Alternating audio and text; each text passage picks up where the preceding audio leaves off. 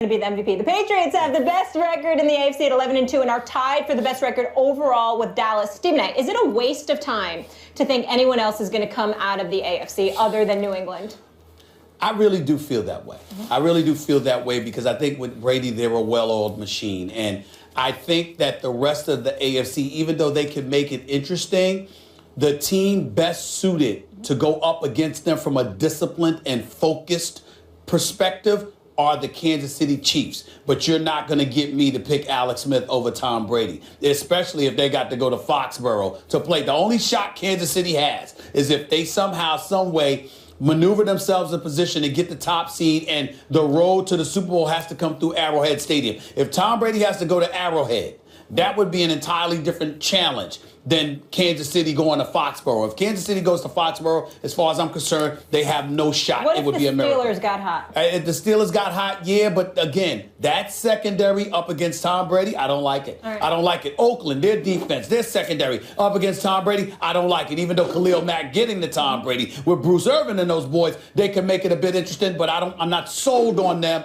particularly after I watched them perform against the Kansas City Chiefs this last week. And then, of course, don't get me started with anybody from the AFC South. I won't even consider it. And so when you look at it from that perspective, that's how we get to that conclusion. To me, the team with the best shot based on experience, based on not shrinking in the moment, would be the Steelers. The team best in terms of focus, preparation, discipline, and not beating themselves would be Kansas City. But Pittsburgh's secondary and Alex Smith in Kansas City, to me, eradicate the possibilities of those two teams, which is why I don't think there's really any sense in thinking that somebody's going to knock off New England unless New England loses the #1 seed and they have to go on the road. If they have to go through, if they get to stay in Foxborough, they're going back to the Super Bowl. Max?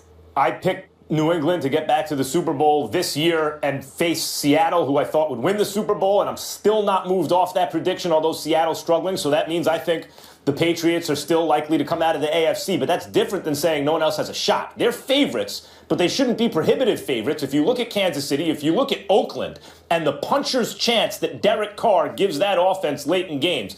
Look at last night's game.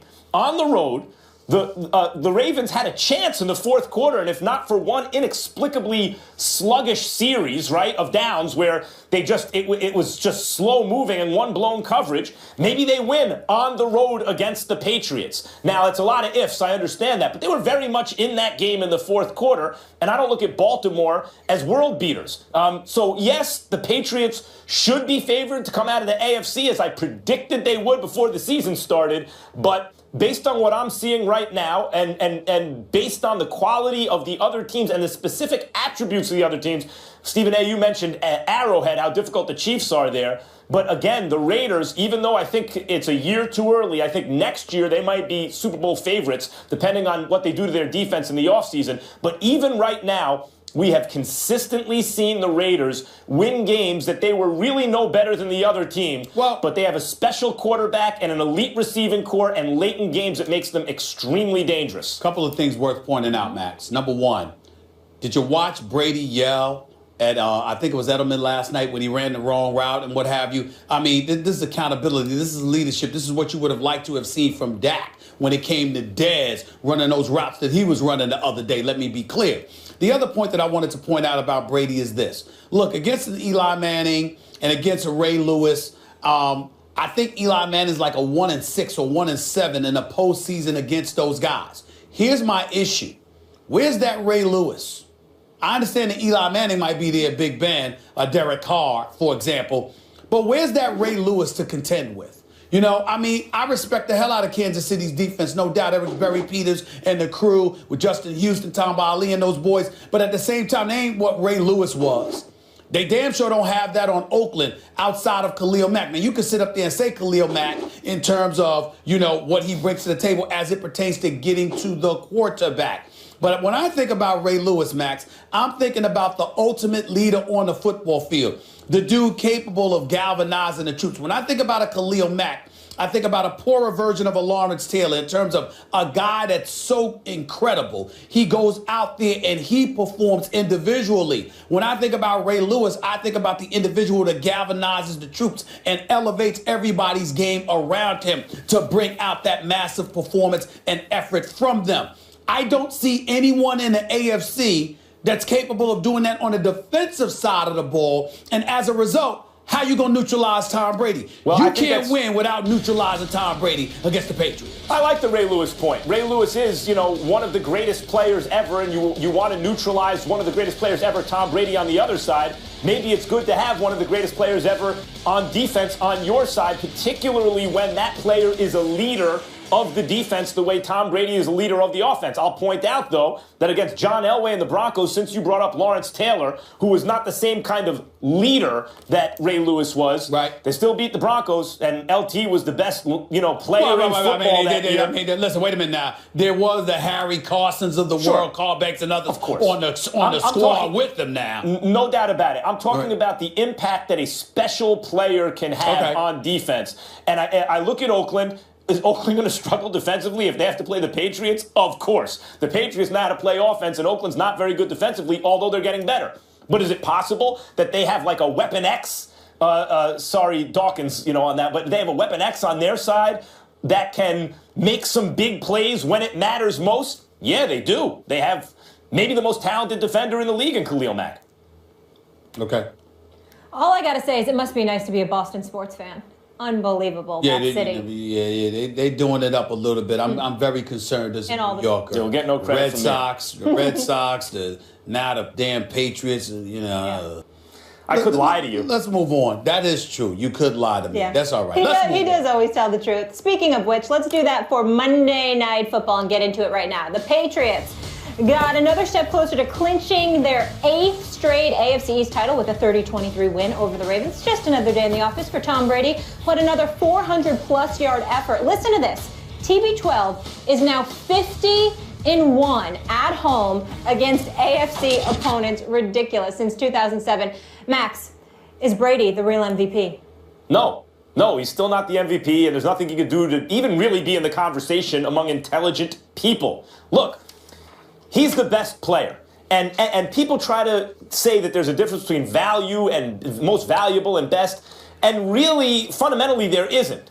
The best player is the most valuable player. They're really synonymous. Best and value are synonyms in sports. Unless the best player simply doesn't play enough. Now, if you miss 25% of your team's games, you have to be better than second place by such an absurd margin.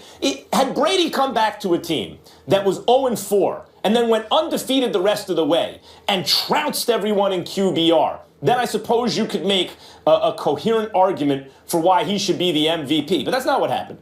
He came back to a team that was 3-1. The only loss was with their third-string quarterback. And then he has lost the game since then, and he is putting up comparable numbers in terms of the advanced metrics to guys like Dak Prescott who haven't missed a game. No, he is not the MVP. Couple of things that we will need to point out here. Number one, I don't appreciate Max Kellerman bringing into question my intelligence, because I certainly disagree with you. That doesn't mean I'm not intelligent. It means I disagree with you, Professor Kellerman. That's right. Number that's one. True. That's in your number case, one. it's just a blind spot. There we go. All right, that's number one. Number two, I really got a problem with the fact that your suit is matching your hair right now. You ain't even 50 yet, and your hair looks great. I don't know whether it's the color in the studio, something going on up in that studio in LA. I'm just saying, it's just the truth. I like it. Your hair looks great, bro. Your hair looks Salt great. and pepper. You're not even 50 yet. You're not even 50. Now let's get back to football. Keep it natural, Max. You look handsome. Listen, man. Listen, I don't mind. There's a little gray in my hair, but I'm licensed because I'm approaching 50. This dude is in his early 40s. Come on now. Get it together. Now, let's get back to some Tom Brady. Let's get back to some Tom Brady football stuff right here. Let's get it out the way. All right? She got just for men going on there? Right. What are you talking about? Tom Brady. Ooh, you know what? I'm going to try it. I ain't ashamed to tell you. I ain't ashamed to don't get me started with the road game. All that stuff is coming. Trust me, all right? Let's get back to some football here. We got Tom Brady, who's 8-1 on the year. Yep. 8-1. 9 games, 22 touchdowns, 2 interceptions, QBR of 89. Who are the teams that he's beaten along the way since he's been back? He's beaten Pittsburgh, beaten Buffalo. All right. Lost to Seattle. Fair enough. You know, beat the Ravens last night. This dude looks like the Tom Brady that we've come to love and respect and revere as arguably the greatest quarterback of this generation. And when I think you look at that, where I think Max is wrong, it's not just because the numbers, the performance, the results buffer and validate Tom Brady as a legitimate, bona fide leading MVP candidate, but let's look at his competition. We had Matt Ryan in there. We saw how he struggled. We had Derek Carr up in there. We saw what just happened in Kansas City. All right, we had Russell Wilson up in there. He had about 5 interceptions the other day. We had Dak Prescott up in there. We saw what happened to him against Max's Giants. Everyone's human this year. So listen, here's the deal. When you look at the MVP race, it's not just about what Tom Brady is doing. It's also about what the competition for those league MVP honors are not doing. Derek Carr struggled against Kansas City. Like I said, he wet the bed. We know that. He could recover from it and ultimately win. But that was a bad performance. Matt Ryan has been up and down over the last several weeks. Dak Prescott, relatively pedestrian performances throughout the year in terms of yards accumulated, even though the QBR has been impressive. He hasn't had like a bunch of 300-yard games or anything like that. And then we're talking, obviously, about a Russell Wilson and others. And even a Big Ben Roethlisberger, who is in an MVP conversation. You just look at these guys. And then you look at Tom Brady and throwing for over 400 yards last night and completing 68.5% of his passes. Don't tell me that because he was gone for the first 4 games of this season, that this man is completely eradicated and omitted from the MVP Let me add one more thing. And he Cannot had happen. no Gronk and he had no Danny Amendola. That's right. That's right. Everyone misses guys. And by the way, Brady's had some sleepy performances too. No one is great every single week. Now, Dak Prescott is 11-0 this year versus non-Giants teams. And that's okay. I mean, Tom Brady is 4-0 in the Super Bowl versus non-Giants way to teams. work that in. I mean, you know, so otherwise, Dak has been amazing all year. And this idea that, well, it's only 4 games. There are only 16 games in an NFL season. So 4 games of an NFL season is almost exactly 20 games of an NBA season and 40 games of a baseball season. It doesn't sound like a whole lot, but it is a whole lot. And for those who point to Joe Montana having won an MVP, having played 13 games, you know, you could argue maybe he didn't deserve it. And also, at a certain point, you say, well, maybe 13 games, 14 games you can do it, but 12 is not enough. It's 25% of the season missing.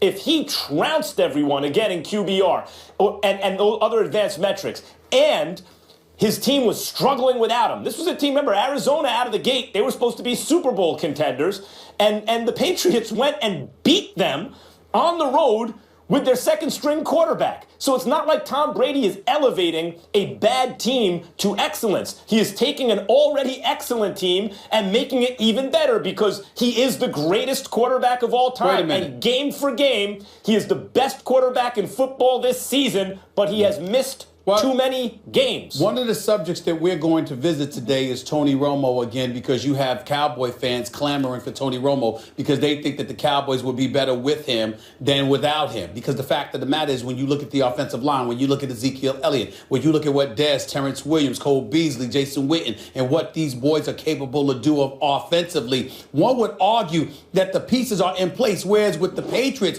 regardless of the fact that they were 3-1 before Brady arrived, you look at their defense, rife with playmakers, opportunistic defenders. There is no denying that plays a very pivotal role in the success that they had. What would the Patriots offense be without Tom Brady, particularly without Gronk and Amendola? When you look at Tom Brady and what he has proven over the course of time to have been able to do, and how it's yet again being validated the way that it is being validated, what I am saying is this. Even though I would sit here and put him as the lead for the MVP, I have no problem with somebody who would say, well, you know what, I'm going to go with Carr, I'm going to go with Ryan or somebody else. Or Matthew Stafford. Or Matthew Stafford. That's right, absolutely, Matthew Stafford. My issue with Max, my issue with you, is that you are of the mindset that because of the 4 games missed, he isn't even allowed in the conversation. And you're 8-1. The likelihood is that you could end up being 11-1. as a starter with those numbers, with what you're producing, with everyone and their grandmother knowing how pivotal you are to the team's success. Dak Prescott, even though he's very pivotal because the quarterback position is the most important position, the fact of the matter is Dak Prescott is not as pivotal to the Cowboys' success as Tom Brady is. The argument is to because the there's someone. success. The argument is because there's someone else on the roster who can approximate what Dak does, or according to some, even do it better. That somehow diminishes Dak's value. Well, Garoppolo was 2-0. Not about diminishing it. It's about Tom Brady being elevated. That's what it's about. I'm just saying it's not a huge sample size, but in fact his winning percentage is higher than Tom Brady's. He didn't lose any games. Now, do I think Garoppolo is as good as Tom Brady? No, I don't. I don't think anyone at the moment is as good as Tom Brady. But you have to play in the games to have value, and he's missed too many. I don't know how else to say it. All right. The most updated odds we have right now from offshore to win the MVP are Tom Brady winning it at 2-1. Listen, people are not listening to Max on this matter. They know that something's wrong with Max when it comes to Tom Brady. MVP voters. He's trying to hold on to the fact that he said Tom Brady was going to fall off a cliff. That's what he's trying to hold on to. No, the cliff means he'll be cruising along at a high altitude until it happens. That doesn't mean that he's like in steady decline. I forgot. And MVP voters I apologize, Max. in most team sports are notoriously bad at arriving at the correct conclusion. Hey, I apologize. Okay? Your definition of a cliff is different. I apologize. My apology. I just need to say one more thing. Again, he's 50-1 at home against AFC opponents. That stat is 50-1. ridiculous. That's why he's the greatest of all time. Yeah.